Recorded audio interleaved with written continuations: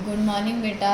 आज हम class second की पार्ट 3 की क्लास 4 शुरू करने जा रहे हैं। 3 क्लासेस में हमने स्टोरी के बारे में सुना, मछलियाँ होती हैं और कैसे कैसे सारी प्रोसेस होता है, ठीक है, और उन मछलियों में कैसी बातचीत होती है, फिर अंत में क्या होता है। इस वाले में अभी तीसरी क्लास में देखा था कि वो मछली को बताती तो है कि हमें ये तालाब छोड़ के जाना चाहिए, लेकिन जो दो मछलियाँ होती हैं, चित्रा और नीलम, इस बात को नहीं मानती हैं। वो फालतू बात समझकर उसको छोड़ देती हैं, इग्नोर मार देती हैं। आगे देखते हैं बेटा क्या होता है।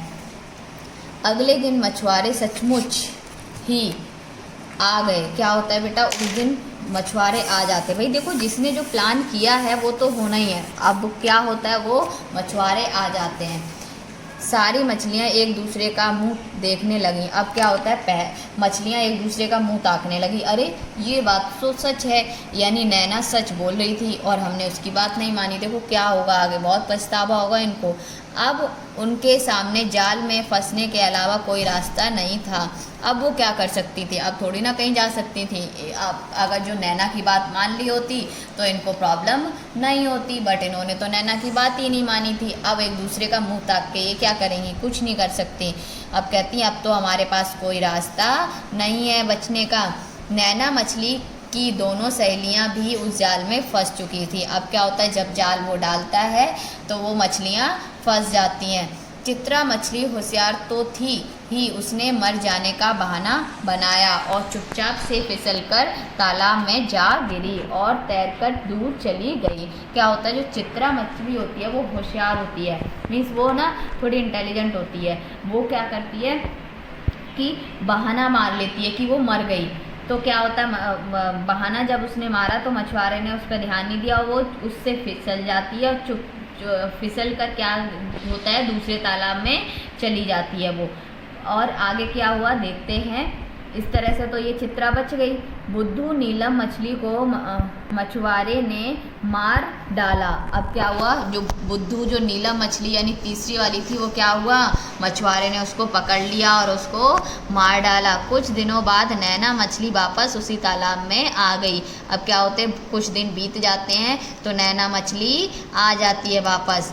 आने के बाद उसे जब नीलम मछली के बारे में पता चला तो बहुत दुखी होकर बोली। जब आती है तो पता चलता है चित्रा तो बच गई, क्योंकि चित्रा समझदार थी, उसने तो अपनी जैसे तैसे जान बचा ली। लेकिन अगर जो इसने बात मानी होती नैना मछली की और उसी दिन चली जाती तो ये भी बच जाती, लेकिन इसने उस दिन बात नहीं मानी थी, इसलिए नीलम मर जाती है। जब ये बात पता चली नैना को तो नैना को क्या होता है, दुख होता है।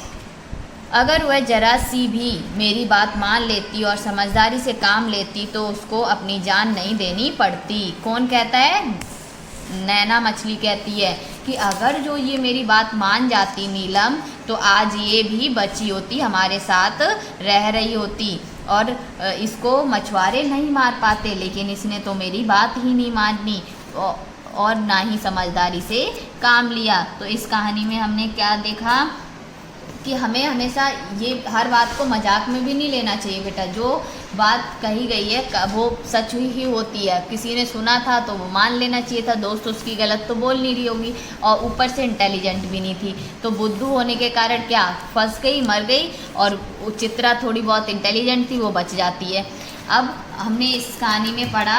अब आपका जो होमवर्क है वो ये, आप पूरी स्टोरी अच्छे से पढ़ लेंगे और क्या करेंगे, इसमें से जो डिफ़िकल्ट वर्ड आपको लगेंगे, कठिन शब्द लगेंगे, उस पर क्या करेंगे, लाइन खींच लेना, ठीक है। जब लाइव क्लास हो तो आप मुझसे पूछ लोगे कि मैम ये क्या है।